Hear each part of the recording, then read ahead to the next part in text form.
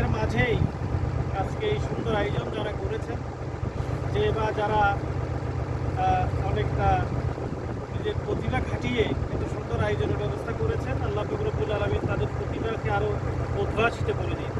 আমিন। সম্মানিত ভাইরা, কাতারের মোট বর্তমানে আমাদের 14টি শাখা আছে। এই শাখার মধ্যে স্বাভাবিকভাবেই একটা আন্তঃপ্রতিযোগিতা চলে, অপ্রকাশ্যভাবে একটা ইন্টারনাল একটা প্রতিযোগিতা চলে যে কোন শাখা সার্বিকভাবে এগিয়ে যেতে পারে।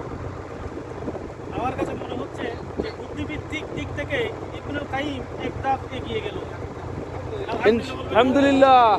এরা বছরের শুরুতেই একটা ভ্রমণ করেছে, আর এই ভ্রমণটা তাদের জন্যেই যারা 2024 সালের শাখার উদ্যোগে আয়োজিত লিখিত পরীক্ষায় যারা প্রথম হয়েছে এদেরকে নিয়ে। আসলে দুনিয়াটা এখানে প্রতিযোগিতার জায়গা।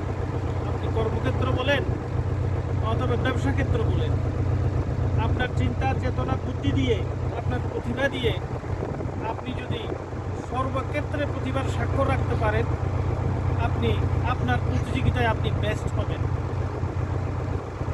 এই বেস্ট হিসেবে গাজা ওয়ার্ড আপনারা ইবনুল কাইয়িমের 4টি ওয়ার্ডের মধ্যে আপনারা নিজেদেরকে পেশ করতে পেরেছেন।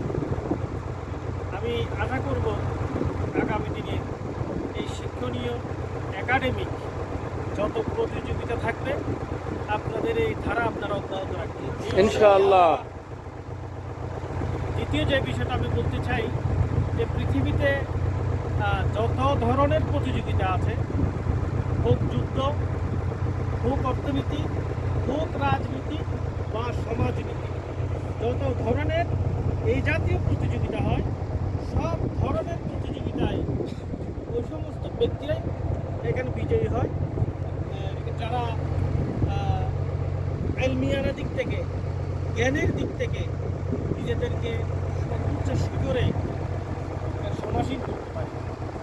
আজকে দেখেন পৃথিবীকে যারা, পুরো পৃথিবীটাকে আজকে যারা শাসন করছে, এরা কিন্তু জ্ঞানের দিক থেকে সর্বোচ্চ পর্যায়ে। আর যাদের জ্ঞান আছে, এদের অর্থ আছে, এদের অস্ত্র আছে, এদের সব কিছু আছে।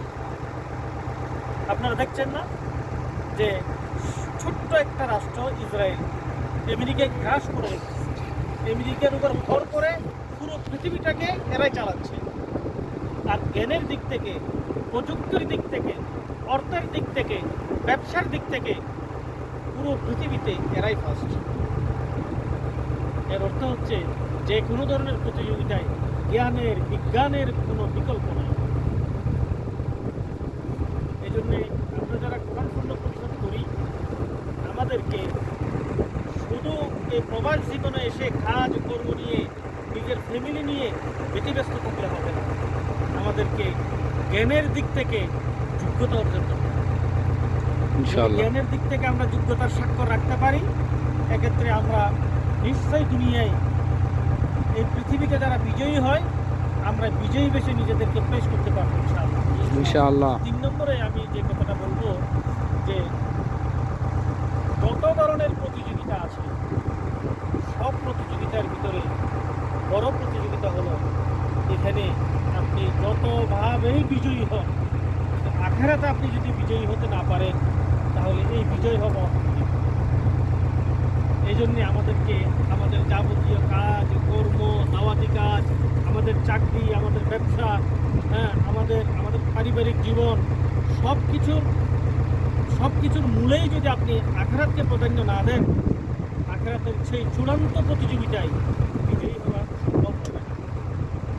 আর আমরা যারা নিজেদেরকে শুধু ঈমান এনেছি এ কথা বলে এটুকুতে আমরা কান্ত হয়ে আছি, আমাদের জন্য আল্লাহ বলেছেন বিসমিল্লাহির রহমানির রহিম, আহাসিবান নাস আন ইউতরাকু আন ইয়াকুলু আমান্না ওয়া হুম লা ইফতানুন।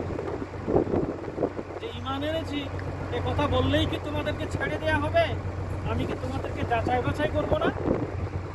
আর আজকে যারা আপনারা গাজা ওয়ার্ড যাচাই বাছাই আপনারা নিজেদের প্রতিভার স্বাক্ষর রেখেছেন, আপনারা বিজয়ী হয়েছেন, আজকে পুরস্কার স্বরূপ আপনারা এই ভ্রমণে আছেন। আল্লাহর যে পরীক্ষা নিরীক্ষা, সেই পরীক্ষা নিরীক্ষায় আপনারা যারা বিজয়ী হবেন, আল্লাহর পুরস্কার কি এরকম কোনো ছোট্ট নৌ পরিবহন অথবা নৌ ভ্রমণের মধ্যে সীমাবদ্ধ থাকবে? এই পুরস্কারটা হবে কোনো মানুষ ধারণা করতে পারবে না। আর সেই বিজয় হবে মানুষের জীবনের সবচেয়ে বড় বিজয়। সেই বিজয়টাই হবে চূড়ান্ত সফলতা। আসুন না আমরা আমাদের যাবতীয় কার্যক্রমের ভিতরে আখিরাতের চিন্তাকে লালন করে আমাদের যাবতীয় কার্যক্রমকে এগিয়ে নেই। আমরা কি পারবো না? ইনশাআল্লাহ। আমাদের পড়ালেখা, আমাদের দাওয়াতি কাজ, আমাদের সাংগঠনিক সময়, আমাদের ব্যক্তিগত মায়া মহাব্বত সব কিছু আমরা আল্লাহর উদ্দেশ্যে করতে পারি না? ইনশাআল্লাহ। যদি আমরা পারি, সেই বিজয় আমাদের জন্য।